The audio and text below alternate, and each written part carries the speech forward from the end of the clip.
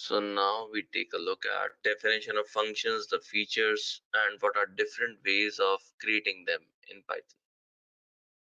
So as part of this module, we'll learn how to create and execute functions. We'll learn object-oriented programming. So why do we need functions? Until now, we very well know that we can also write code in this fashion on any Python script, wherein it's just a bunch of lines that get executed. But when if you have to write code in this format, I'd say write a function for factorial, or not write a function, just write piece of code that implements factorial. Also write a piece of code that implements palindrome and prints triangle in a certain format, creating a pyramid of 1 to 7, 1 to 8. So we can have multiple things specified in one script file.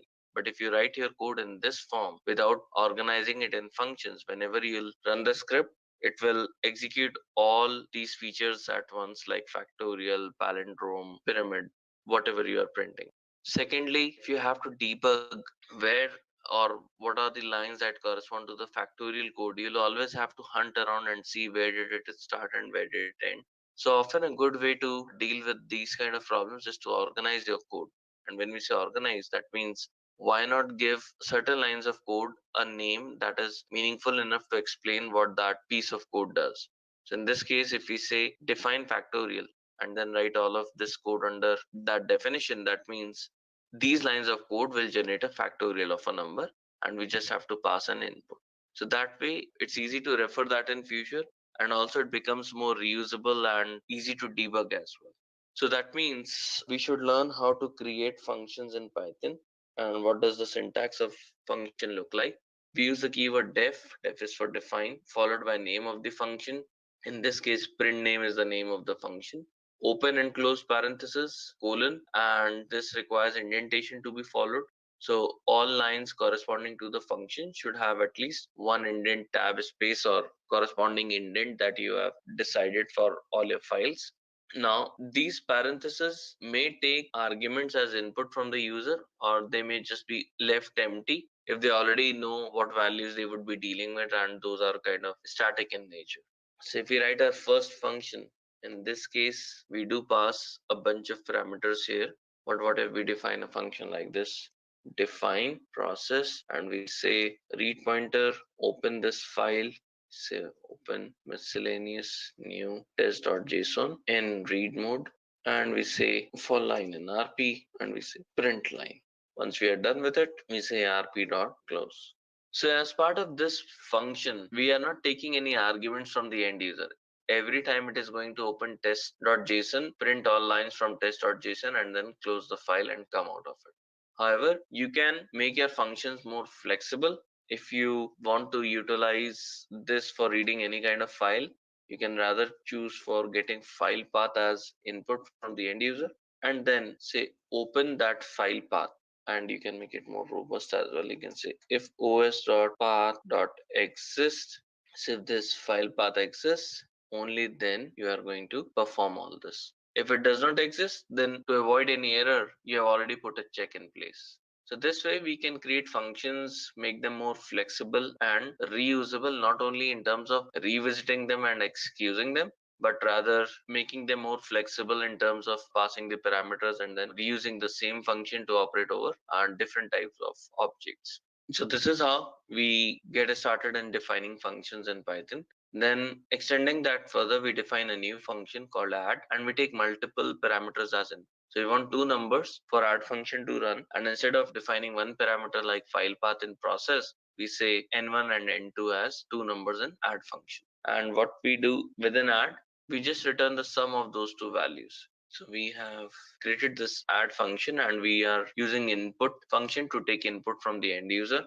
And say 20, and then we say 30, it prints the output as 50. Now, in this case, when you look at the definition of add function, it's actually a very loose definition, as in we have not specified if we are adding strings or we are adding integers, but rather outside the add function, we have hard coded or a base put an assumption that every time we'll be converting the values to integer for add function to sum them up. So I would say it would be better handled if you define it as part of the add function so that it's clear to any other person who is going to use your code to see whether add function can be used to add numbers or it can be used to add anything like concatenating strings, concatenating dates. So if we run this again and if we say Python Spark, we are going to get Python Spark as a string as well, concatenated. So it all depends how do we want to implement it and whether we want conditions to be implemented outside the function or within the function. We have defined the function and now we want to use it. We have also seen how to use that function.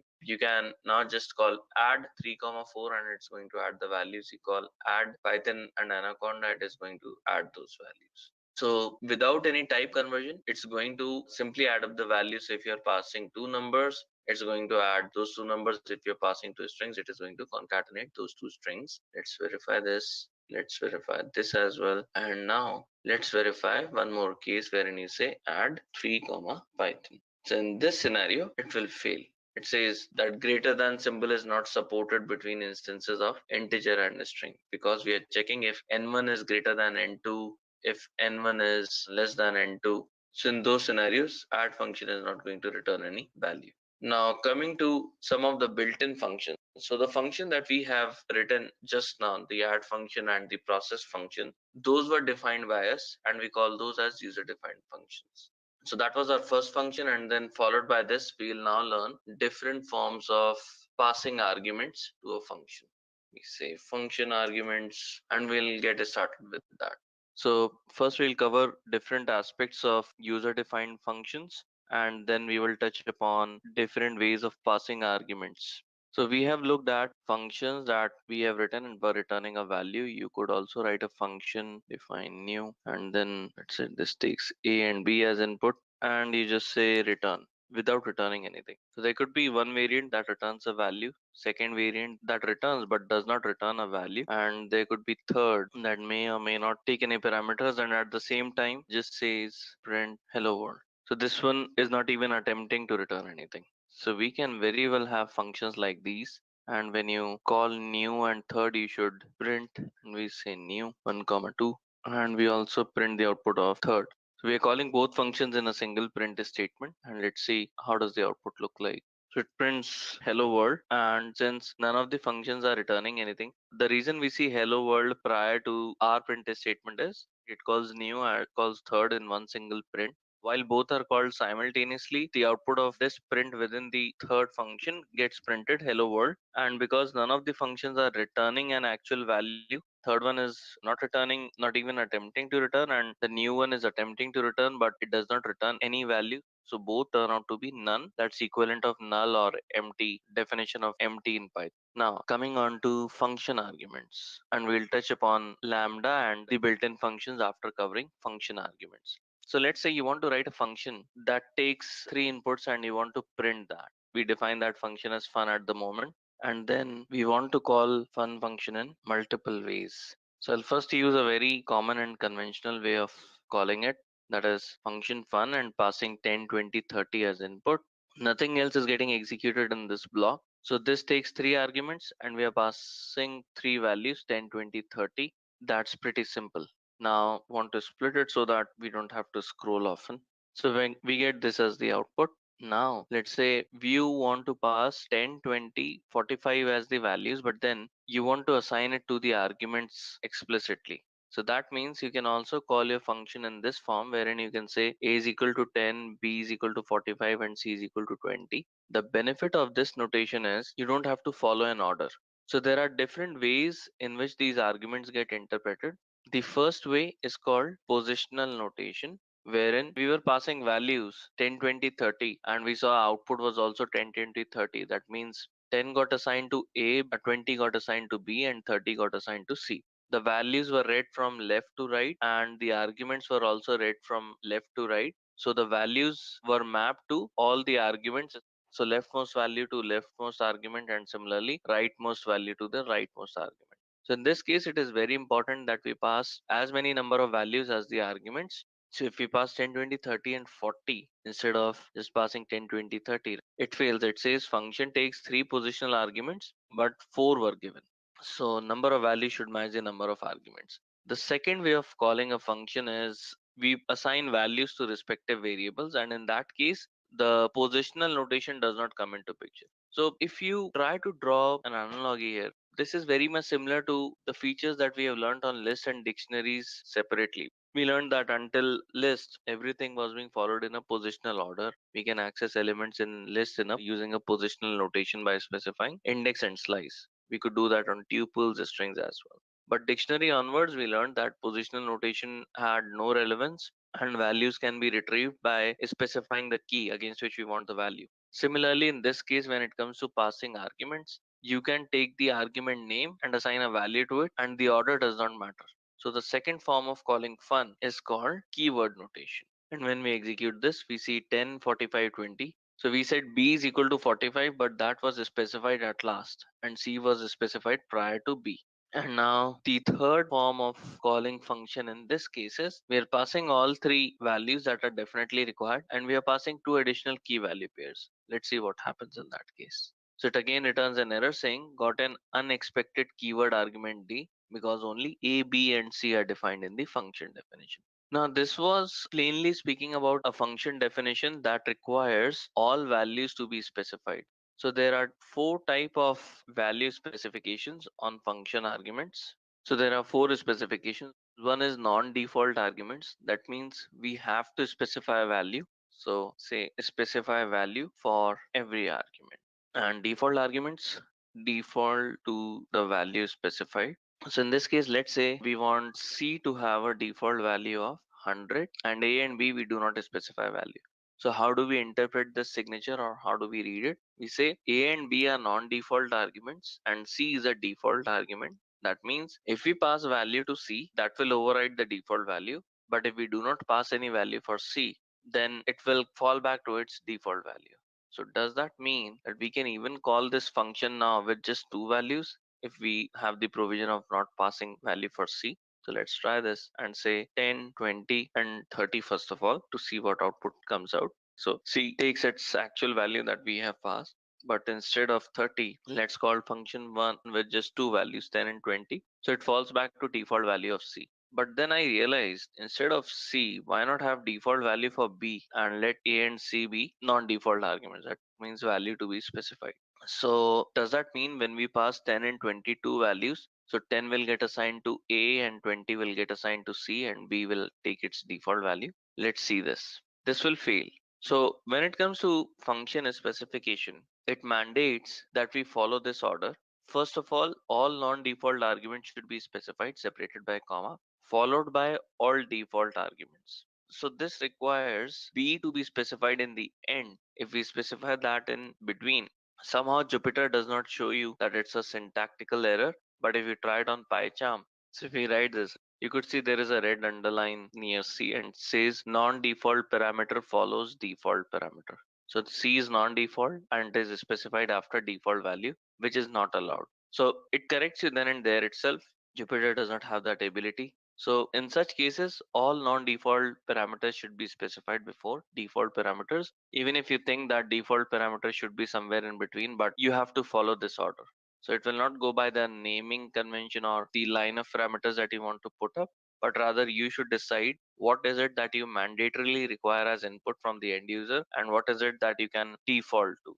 So now when we execute this, it will say 10 and 20 being taken up by A and C and B is 100. That's because we are printing the variables in the order A, B, and C. If we print A, C, B, then it will again be 10, 20, and 100. So you could have any number of default parameters after you define the very first default parameter. So now when we execute this, there are no issues and you can actually print other parameters as well. And now we can look at other ways of passing arguments. So this way, we know that you can have a combination and you can also have some flexibility in terms of only passing values for something that is mandatory. It is very often required in cases wherein you think you only require actual data to be supplied by the user on which some process has to happen. And there could be parameters that define that this has to connect to MySQL DB or Postgres DB, and all those details will actually be defaulted by you in the application, probably coming from a config file.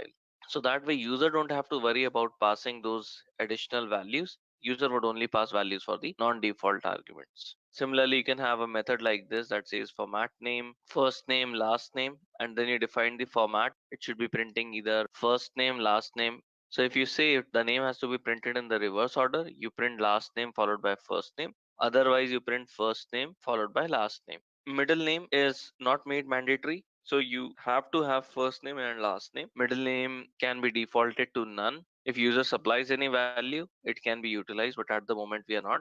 Otherwise, it will remain empty. And then there is a reverse flag to say in what format you want name, whether it should be first name, last name, or last name, first name.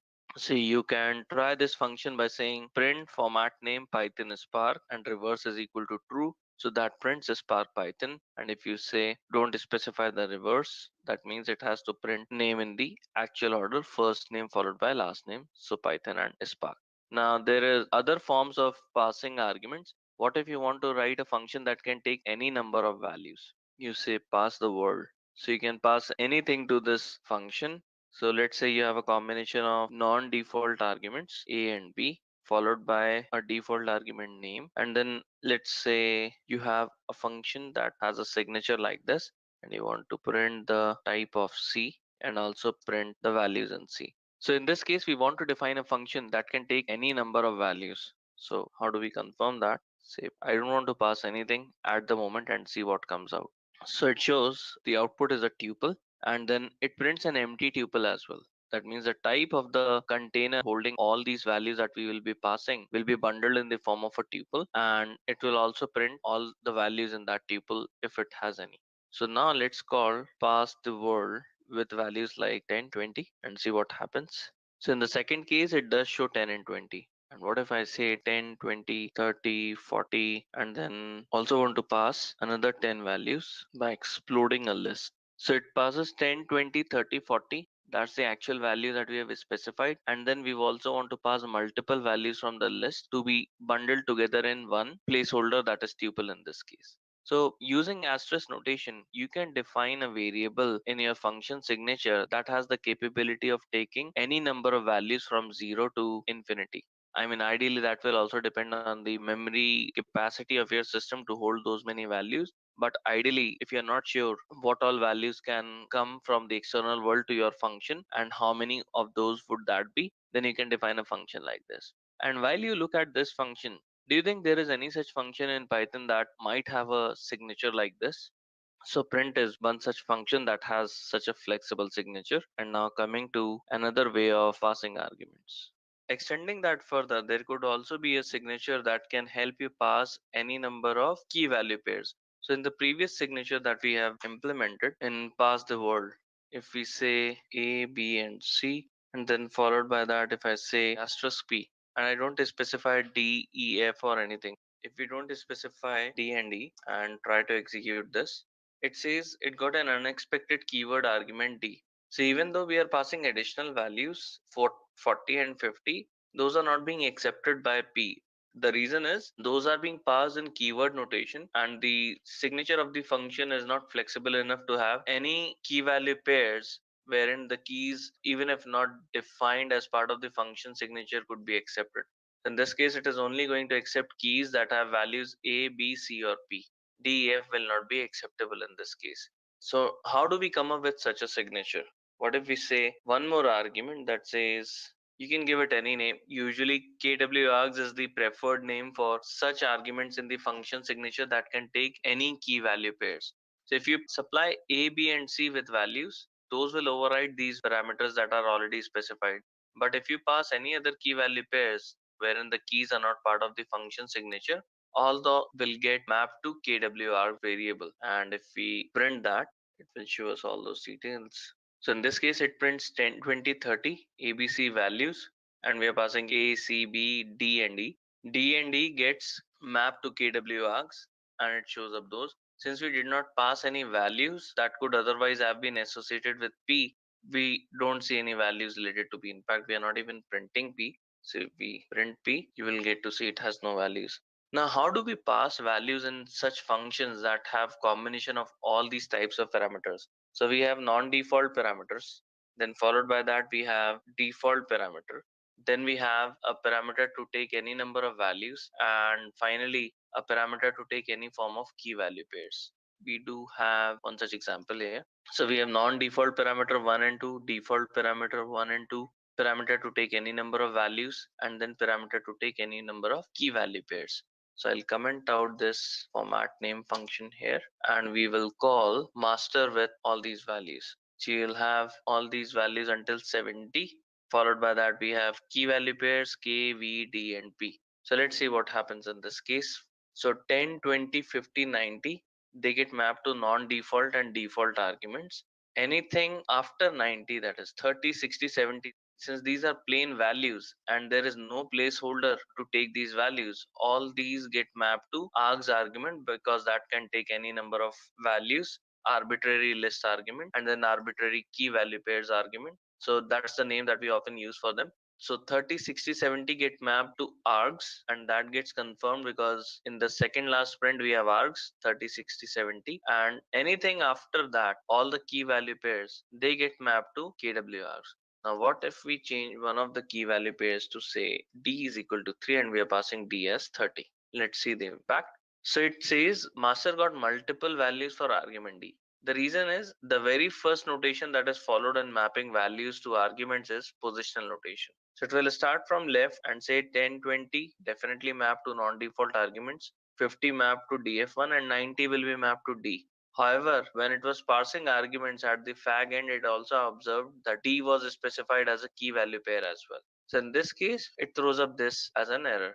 So if you have to pass any of the key value pairs, those have to start at a point when you do not have multiple values to pass. So as in this case, after non-default arguments, you can follow keyword notation here and say df1 is equal to 30 and d is already specified. So now when we run this, df2 is being printed and we have not specified df2. So that should take its default value.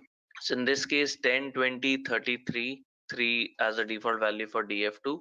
And in this case, we don't see a complaint. D is equal to 3 again. We don't see any complaints because tuple would go blank, that is multiple values arguments, and all key value pairs will be mapped to kwargs as long as the keys are not part of the function signature. So we need to keep in mind what is the precedence of, or what is the order of mapping values within function signatures. So it follows functional notation followed by multiple values to be assigned to arbitrary list argument, and then followed by key value pairs wherein any of the keys that are not part of the function signature, they get mapped to kwargs. So if you keep that order in mind, that's going to be followed across not only in these functions but also the methods that we write in classes, class constructors, they all follow same notation. So coming back to lambda functions and scope of variable.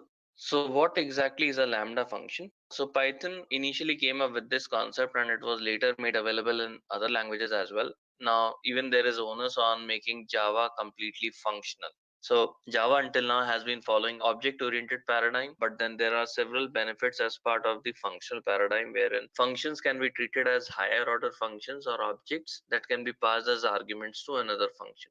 So imagine writing a function, but then the argument to that function could be another function itself. So going by that flexibility in the language, we have the concept of lambda functions wherein we write anonymous functions. We don't assign a name to these functions, but rather just say a variable is equal to a function, and then we can even call that variable as if it was an original function. So this is the concept of functional programming wherein a function gets treated as an object and can then be passed to other functions as an input. So this is a signature of lambda function. We use the keyword lambda. Followed by that, you have arguments that are required for a function, and then you have colon.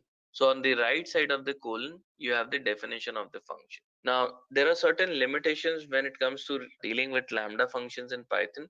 First of all, you need to make sure that your function is only resolving a single expression. And then second, it should only be returning a singular value.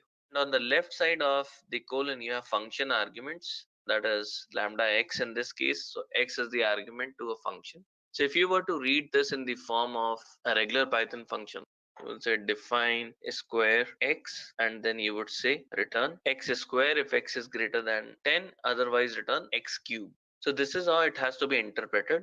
Now we know that function signatures can really become complex and you can have non-default, default, arbitrary values and arbitrary key value pairs as arguments. All of that is supported in the lambda signature. So you can essentially say x comma y comma c is equal to 10. So you can have your lambda functions look like this. And you can also have arbitrary key value pairs and arbitrary arguments. So all of that can be defined on the left side of the colon separated by comma.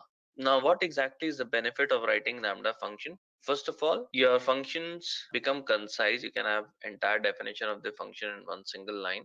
But in addition to the simplicity of defining this, at times you are in a scenario wherein you don't want to get down to writing a simple function like this, following a signature and then writing the return statement. It can be simplified to be written in one single line. Then why to go with the actual syntax of the function definition? So in those scenarios, you use lambda function, and this is very important because when we touch upon a Spark and do PySpark exercises, you'll see lambda is heavily used. So we have defined our first lambda function and assigned it to variable square sq. And if you pass any value to sq, it will work as if it's a function. You say sq of 3, you say sq of 30. So value is greater than 10. It should return the square of the number, square of 12. And if you have a list of values to be classified, let's say you have marks as a variable, I believe that would have been created above. So when we have marks as the variable, that looks like this. It has a bunch of values. And if we are to categorize marks, so we say, if we write a function wherein we say if mark is greater than 70, we call that as a perfect mark. Otherwise, we say it needs improvement. And then how do we get to see if values and marks are getting translated to perfect and needs improvement? We iterate over marks list and pass every individual mark value to categorize marks function. And this is how the output turns up. Improvement in first two values, next two values says perfect, and then again last two values as need improvement. They could not be a negative mark.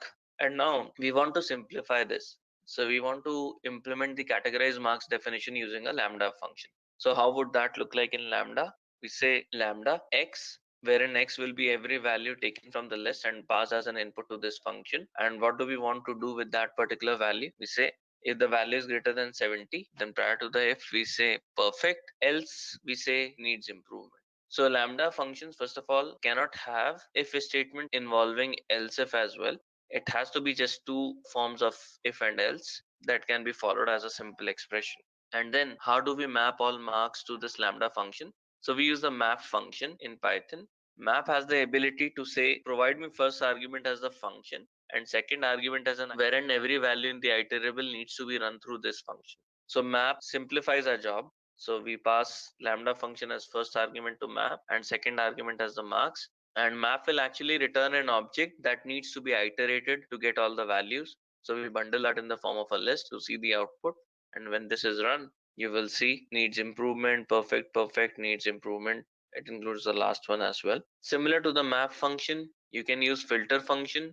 The signature of filter function is similar. You pass first argument as a function and second argument as an iterable. The difference between map and filter is map ensures every value in the iterable is transformed by running over this function. So it will return you a list of the same length as the list of inputs that you pass here, as long as there are no exceptions in doing that. So in that case, it will actually fail. But if it runs successfully, the length of list will be same as the length of iterable will be same as the length of iterable that you have passed. But in case of filter, you may get either the same number of values in the iterable that you pass, or you may get lesser number of values because it runs every value through the conditions that you specify in this lambda function. And if it evaluates to true, the value is considered. If it evaluates to false, the value is not considered. So in case of such filter functions, instead of writing output like perfect and needs improvement, you just have to implement a if condition. So we are saying the value is in the range 50 to 75, or if the value is less than 10 or it is greater than 80. So if it matches any of these conditions, either in this range or outside these boundaries, it will evaluate to true. So let's see which are those values that match this condition. So 54, 99, 81, and 3. So 54 is in 50 to 75 bracket. That's true.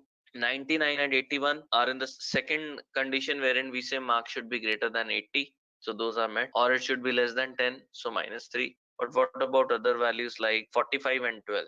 So 45 does not fit in the first bracket, and in the second one, it's not between 10 and 80. So it should be below 10 or greater than 80. Similarly, 12 is dropped because it does not meet any of these conditions. So this is a very concise way of filtering values. Now, whatever we have implemented in these two cases can very well be converted back to a conventional function and a for loop. So you say for mark and marks, run off for every value in the marks iterable. And then you say create another list, keep that as an empty, and check if marks matches any of this condition, then you append the value to that list. Otherwise, you don't do anything. And once your for loop has completed running over all the values, the list that you are preparing, you will see this as an out. But then why to stick to that verbose format when all of this can be simplified in one single line using concise functions like list, filter, and lambda? Similar to map and filter functions, there is one more function called reduce. So reduce can be used to aggregate values over an iterable. Now you can decide how do you want to reduce values, wherein do you want to add all the values or multiply all the values. So while we run through this exercise, so in order to use reduce, you have to use functools library. That's a standard library. You don't have to install it explicitly. From that, import reduce function and say lambda x comma y. So always reduce will have two arguments, x comma y, and then could be more than that as well. And then you define what is it that you want to do with the reduce function. In this case, we want to multiply. We are passing a bunch of values and we are generating that using the range function. So 1 to 5 starts from 1, ends at 1 short of 6. So 1, 2, 3, 4, 5. And we are saying x has to be added to y.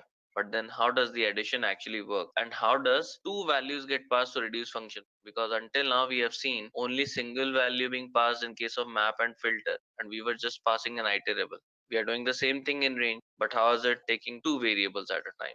So the way reduce works is when the first value is passed along with the second value, so it will take from the iterable, it will take initial two values and pass it to the reduce function, perform addition on those two values and save the result of that addition to the x variable. And there onwards, it will take one value at a time, or rather, I'll put it this way. It will take one value as x and that becomes the final value of x. Second time it takes 2 and assign it to y, but then it notices that the value of x is already 1. So it will say x is equal to x plus y this time. So x becomes 3 and then it loads another value from the iterable that will be 3. So 3 gets loaded in y and then we say the value of x by now is 3 and the value of this time y is also 3. So we say again x is equal to x plus y. So x becomes 6 and then it again loads 4 and 5 subsequently. So every time the intermediate result of the add gets stored in variable x. So that's how it maintains its state internally and performs the reduce operation. So now how to generate the factorial of a number? And factorial of a number is if you pass 5, it should be 1 into 2 into 3 into 4 into 5. Similarly, any other number. And there is this concept of generator that we haven't looked at until now. So generator are such objects that are returned from a function in the form wherein you have an iterable specified, but you don't get the values from an iterable. So it's as good as saying when we create a list and have all these values 10, 20, 3, 4, 5, all of this gets saved in memory at once. So if there are 1 million elements in the list, you require that much memory to hold all these values. But let's say you are reading data from an external source or from an external API that says, I can return you values one by one. But because you are only familiar with list until now, so you'll say, okay, why not? I'll create a list and then as and when I get value from you, I'll keep on adding to the list. But that way, you will end up exhausting your memory at a point in time if the external source supplies too much of data. So what is an efficient way to deal with these scenarios? So let's say the external source supplies this list and it supplies you values in the form of one element at a time. So to deal with that, you'll say for x in L1 and then instead of adding those values in another list or returning those values, you say yield x. So yield is a very popular term in Python and you should know how to use it. And it's often used in combination with list. In this case, we have marks. And let's say we call this as a function f1 wherein it iterates over marks and is yielding value one at a time. So when we execute f1, let's see what output do we get. We get a generator object. So it did not return the values. Where did the values go? So it says there is an object called marks in the memory. I am pointing to it as an iterator, but I have still not started fetching values from that. So if you want any values, there are two ways to get it. So one option is you can say for y in f1 and say print y. So the benefit of this is, now you will say you were trying to avoid a for loop, not getting all values in memory at once, but you are doing the same thing. It appears to be that, but it is not. So it is trying to retrieve value one at a time from the marks list without saving any of those in memory. So the memory footprint in this case will be equivalent of having only one single value in memory. So when you even run a for loop, it will take one value from marks and then it will have a pointer to know what is the next value that it is supposed to fetch. So it fetches all these values in this order. So in this case, when you have functions like this, they return generator, and this is how you iterate over them. The second way is you could also say enclose all these values in list, but then that defeats our purpose. So in this case, we are building a list wherein all values from the generator will be fetched and maintained in the form of a list. In this case, we should see two output. One is the entire list representing all these values, and the second is the for loop that we have implemented. Now, why did we touch upon generators? Because map and filter functions return generators. And if you want to verify that, let's say you want to still categorize marks. So yeah, we use directly lambda function with map and list as the combination. But you can also supply a user defined function. So if your function is written in a way wherein it cannot be maintained in just one single if and else block, but rather it's a very complex function that takes value from a database and then there are multiple if else conditions, then you'll be better off defining that as a function, but you could still use map with it. So instead of passing first argument as lambda function, you can pass a user defined function and then pass marks. So every mark from this marks list will be taken out and then supplied as input to categorize marks. So when we run this, we get map at this. Map is a generator function in this case, and in order to get all values, you can either run a for loop or convert them to list to see the output. So that brings us to close of lambda, and we are only left with built-in functions. So I'll quickly run through some of these. Built-in functions are those functions that are readily available in Python and we don't have to import any library to use these. One such example is the open function that we have used to look at files. Then there is dir function that deals with the namespace.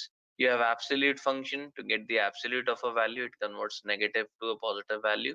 And if it's already positive, no issues. Then we have sum function to sum a list of values, but then it takes a list as input. We have chr function to convert a number to its ASCII value, and we have integer function to convert a fractional value to corresponding integer.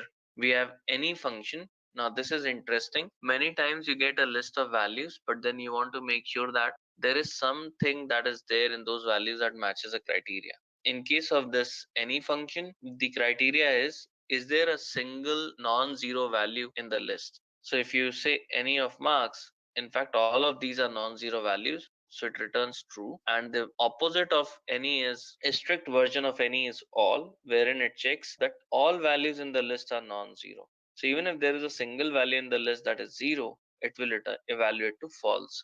If we say marks this, and now if I say marks dot append 0 and then execute all, you'll get to see false. So in certain conditions, any and all are quite helpful, especially if you are receiving input from an external source and you want to validate that. You can also reverse the list using the reverse function, but then reverse is not an equivalent of reverse sorting. If you say sorted of marks, it will sort the marks list, and if you say sorted of marks and reverse is equal to true, it will sort the list in descending order. But then reverse is only going to reverse the position of elements, start reading the list from right to left instead of left to right. Now reverse function would also return a generator. Generator is heavily used in Python for optimization purposes, wherein you don't have to explicitly state every time that I'm not going to prepare a huge list, but rather interpreter tries to be smart enough to say why to create a list when we can help you iterate over that in a more efficient way, exposing a generator, and then you can choose whether you still want all of that as a list of values using the list function, or you just want to iterate over that value by value using a for loop. We have seen octal function, hex function. Bin function is used for converting a number to a binary, and then it has 0b as prefix. So 0 was for octal, 0x for hex, 0b for binary. So binary 4 is represented as 100, binary 2 is represented as 10, and binary 3 as 11. So you can confirm that. And we have seen how to interpret a hex number as an integer. You just have to save it to a variable, and when you print the value, it will automatically be printed as the equivalent decimal value.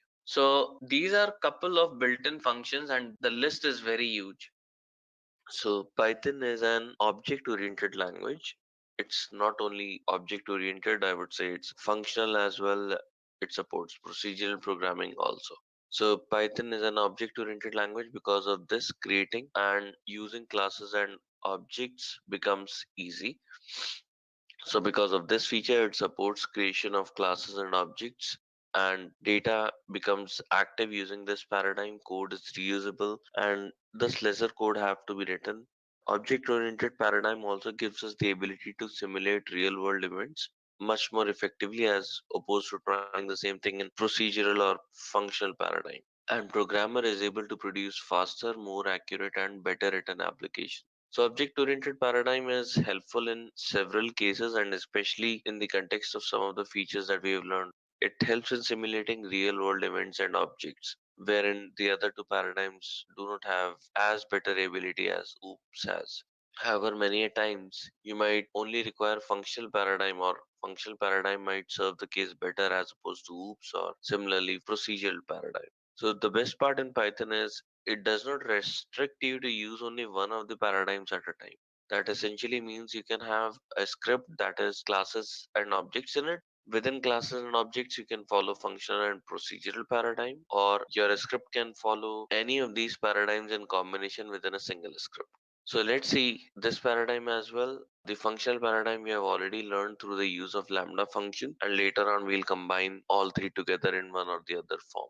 So in Java, the limitation, and Java we all know is a very popular programming language. However, it only supports one paradigm of programming, that is object-oriented programming. So the limitation is in Java we cannot write a single piece of code without using classes. But in Python we can do that. Even many projects don't even require the use of classes and objects.